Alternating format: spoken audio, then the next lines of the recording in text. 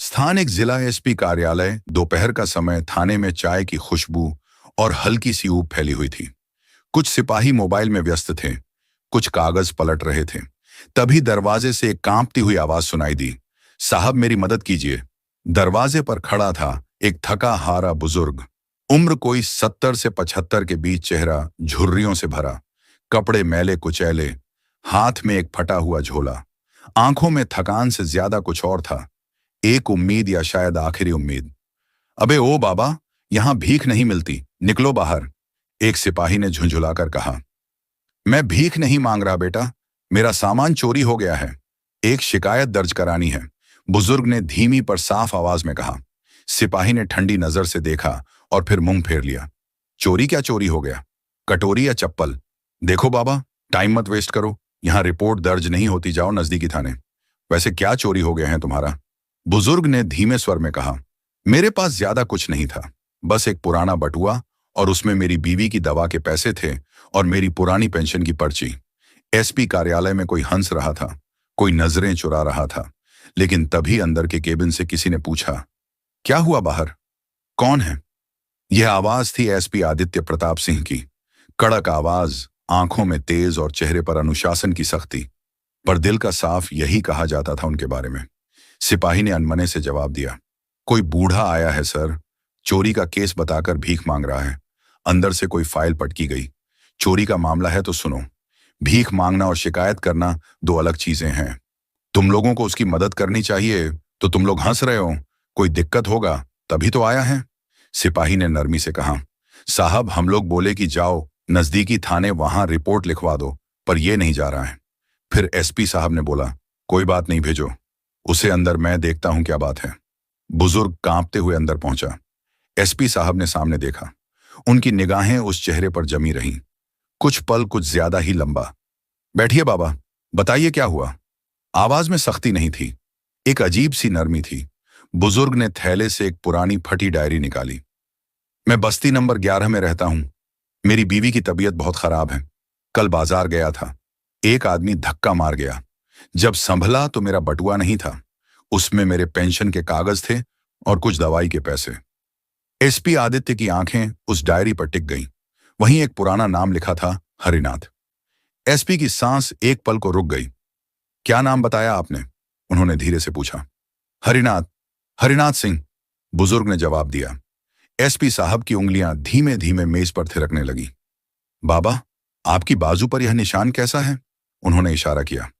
बुजुर्ग ने आहिस्ता से बाजू ऊपर की, एक पुराना जला हुआ निशान, कुछ वैसा ही जैसा एएसपी आदित्य ने अपने बचपन में देखा था, अपने पिता के हाथ पर।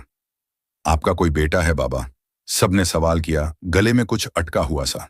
बुजुर्ग ने मुस्कुराने की कोशिश की, फिर थक कर बोला, था, बहुत साल पहले एक रेल दुर्घटना में हम बिछड़ गए थे। आदित्य सीपी की आंखों में नमी उतर आई। कमरे में सन्नाटा फैल गया। वह अपनी जगह से उठे, धीरे धीरे आगे बढ़े और सामने झुककर पूछा, बाबा, आप मुझे पहचानते हैं? बुजुर्ग ने झुककर देखा, फिर जैसे समय की परतें खुलने लगी। चेहरे का तेज, वो नजरें और वो नाम, आदित्य। आवाज कांप रही थी और साथ ही कमरे की दीवारें भी। एसपी ऑफिस के भीतर वह पल जैसे थम सा गया था। एसपी आदित्य की आंखें अब नमी से भरी थीं, लेकिन वह सख्त चेहरा, जो जिले भर में डर और इज्जत दोनों का प्रतीक था, अब थरथराने लगा था। बाबा, आप ही हो ना हरिनाथ सिंह, मेरा बाबा? बुजुर्ग की आंखें पल भर के लिए खुली की खुली रह गईं। वो आदित्य की आंखों में देख रहे थे, जैसे किसी भूले बिसरे सपने को पहचानने की कोशिश कर रहे हों। तू तू मेरा आदित्य है। उसकी कांपती आवाज में भरोसे और डर का अजीब मिश्रण था। एसपी ने आगे बढ़कर धीरे से उनके हाथ थाम ली। हाँ बाबा, मैं ही हूं, आपका बेटा, जिसे आपने स्टेशन पर आखिरी बार देखा था। बुजुर्ग का शरीर कांपने लगा, उनकी आंखों से आंसू बहने लगे। होंठ हिल रहे थे पर शब्द नहीं निकल रहे थे। एक पल के लिए वह फर्श पर ही बैठ गए और एसपी भी घुटनों के बल नीचे आ गया। सिपाही और कर्मचारी जो अब तक खड़े तमाशा देख रहे थे, सन्न रह गए। जो बुजुर्ग उन्हें झूठा शिकायत करता लग रहा था, वही इस जिले के सबसे ताकतवर अफसर का बाप निकला। लेकिन बाबा, आप कहां चले गए थे? उस रात के बाद आप कभी नहीं मिले? आदित्य की आवाज टूट रही थी। हरिनाथ ने धीरे धीरे जवाब दिया, वह रेल हादसे की रात मैं तुम्हें ढूंढता रहा बेटा, लेकिन भगदड़ में सब बिछड़ गए और फिर मैं घायल हो गया। अस्पताल में महीनों रहा, फिर समझा कि शायद तू नहीं रहा। मैं रहा बाबा, मैं जिंदा रहा। एक अनाथालय में पहुंचा, तुम्हें ढूंढता रहा। बड़े होकर आईपीएस बना। सोचा अगर कभी कोई सुराग मिलेगा तो, लेकिन तुम्हारा नाम, शहर सब खो गया था। एएसपी की आवाज भी अब बह रही थी। बुजुर्ग ने थरथराते हाथों से बेटे का चेहरा छू लिया। तू कितना बड़ा हो गया और अफसर बन गया बेटा। पूरा एएसपी ऑफिस अब भावुक हो गया था। कोई चुपचाप आंखें पोंछ रहा था, कोई छुपकर वीडियो बना रहा था। लेकिन उस पल में कोई नियम, कोई वर्दी, कोई औपचारिकता नहीं थी। सिर्फ एक बाप और एक बेटे की मुलाकात थी जो जिंदगी भर अधूरी रही थी। एसपी ने आदेश दिया, सभी रिकॉर्ड करो कि बाबा की शिकायत पर अब एफआईआर दर्ज होगी और इस केस की तह तक जाया जाएगा। सभी अफसर हरकत में आ गए। एक सिपाही चाय लेकर आया। बाबा जी कुछ खाइए, बहुत देर से भूखे होंगे। एसपी ने खुद जाकर अपने केबिन से एक कपड़ा लाया और पिता के पैरों से धूल साफ की। मैंने कितनी बार भगवान से मांगा था कि एक बार मिलवा दो, बस एक बार। अब मैं आपको कहीं नहीं जाने दूंगा बाबा। बुजुर्ग बोले, नहीं बेटा, मैं किसी पर बोझ नहीं बनना चाहता। बोझ बाबा, अगर आपकी दुआ ना होती तो आज मैं एएसपी नहीं होता। मेरा पूरा जीवन आपसे ही तो है। थोड़ी देर में प्रेस को भी खबर मिल गई थी। थाने के बाहर मीडिया इकट्ठा हो चुकी थी। एसपी आदित्य ने जो किया वह आज का सबसे बड़ा संदेश है। एक पत्रकार ने कहा, और शायद वह सही था, क्योंकि यह कहानी सिर्फ एक गुमशुदा बाप और बेटे की नहीं थी। यह कहानी थी हर उस इंसान की जिसे दुनिया ने भुला दिया, लेकिन किस्मत ने नहीं। शाम ढल चुकी थी। एसपी कार्यालय की भीड़ धीरे धीरे कम हो रही थी, लेकिन एक कोना अब भी भावनाओं से भरा हुआ था। एसपी आदित्य प्रताप सिंह अपने पिता को अपने सरकारी वाहन में बिठाकर अपने सरकारी आवास की ओर जा रहा था। रास्ते भर दोनों के बीच चुप्पी थी, लेकिन वह चुप्पी बोझिल नहीं थी। वह चुप्पी उन सालों की थी जिन्हें शब्दों से भरना मुश्किल था। बुजुर्ग हरिनाथ सिंह खिड़की से बाहर देख रहे थे, जैसे हर एक दृश्य उनके लिए नया था। बहुत बदल गया है यह शहर, उन्होंने धीरे से कहा। शहर बदला है बाबा, पर आपका बेटा अब भी वही है जो आखिरी बार स्टेशन पर आपके गले लगकर रोया था, आदित्य ने गाड़ी चलाते हुए कहा। घर पहुंचने पर आदित्य की पत्नी सीमा दरवाजे पर खड़ी थी।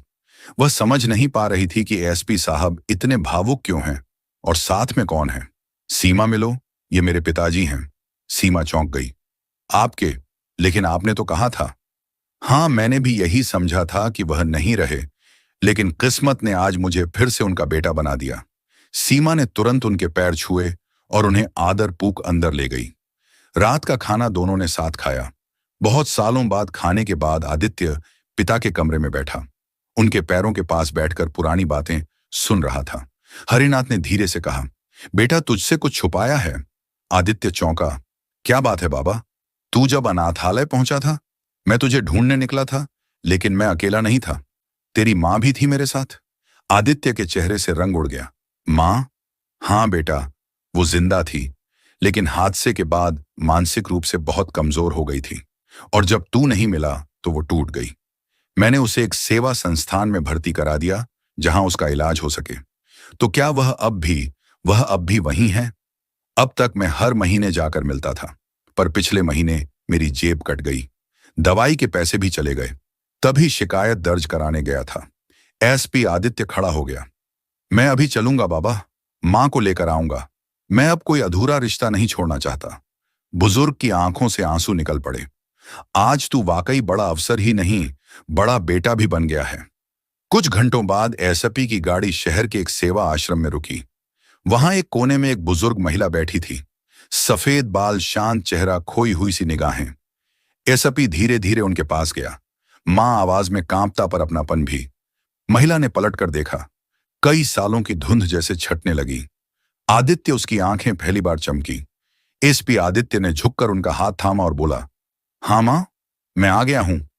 आपका बेटा, सेवा आश्रम की नर्सें, स्टाफ सब उस पल को देख रहे थे। एक बिछड़ा हुआ परिवार फिर से जुड़ गया था। सुबह की पहली किरणें जब एसपी आदित्य प्रताप सिंह के घर की खिड़कियों से अंदर आई, तो घर के अंदर की रौनक कुछ अलग ही थी। बरसों बाद उस घर में सिर्फ चाय की खुशबू नहीं, एक मां की ममता, एक पिता का स्नेह और एक बेटे की संतुष्टि का उजाला फैला था। आदित्य ने दोनों के पैर छूकर आशीर्वाद लिया और कहा, अब मैं अकेला नहीं हूं, अब मेरा घर है, मेरा परिवार है। सीमा ने हाथ में आरती की थाली ली और दोनों बुजुर्गों की पूजा की। माँ बाबा, आप दोनों हमारे लिए भगवान हैं। उस दिन थाना परिसर में एक विशेष सभा रखी गई। सभी पुलिस अधिकारी, कर्मचारी, मीडिया और स्थानीय लोग मौजूद थे। एसीपी आदित्य प्रताप सिंह मंच पर खड़े थे और उनके पास बैठे थे उनके माँ बाप हरिनाथ सिंह और श्रीमती सावित्री देवी। आदित्य ने माइक उठाया और कहा, आप सब सोच रहे होंगे कि एक बुजुर्ग की शिकायत के लिए मैंने थाने को रोका। क्यों, इतना गंभीर क्यों हुआ? तो सुनिए। सारा मंच सन्न हो गया, क्योंकि वह बुजुर्ग सिर्फ कोई पीड़ित नहीं था।